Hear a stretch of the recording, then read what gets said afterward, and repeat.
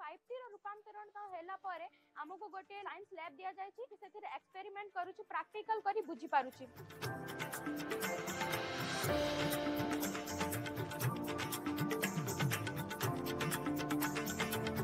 उच्च मानर खेल पड़िया जो आम शारीरिक और मानसिक स्तर में आम भविष्यर लक्ष्य को आगे नहीं पारिबु।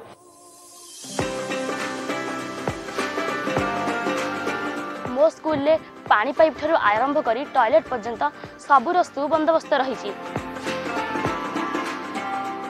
आम विद्यालय परिवेश आगुरी एते उन्नत धरण नाथिला 5T परे आम विद्यालय परिवेश एते उन्नत धरण हो जाइछि जे आमको विद्यालय आसीबाकू सबुदिन भल लागुछि।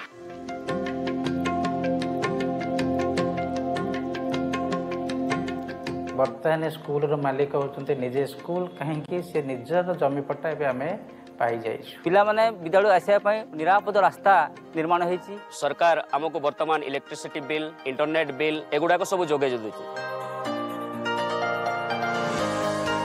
जाजपुर एते जल्दी 5T स्कूल हो जिवो बोली आम छात्र छात्री माने केबे आशा करनथिलु किंतु आज आम स्वप्न साकार होईछि एवं आम विद्यालय मध्य 5T रे परिणत होईछि।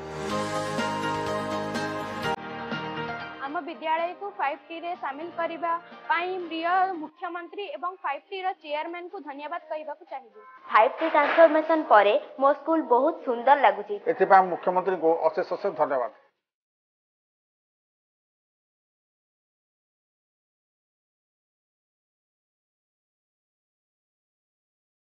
मान्यवर मुख्यमंत्री करकमल रे 5T हाईस्कूल ट्रांसफॉर्मेशन रे आज जाजपुर जिल्लार 87टी स्कूल रो लोकार्पण करा जाउछि।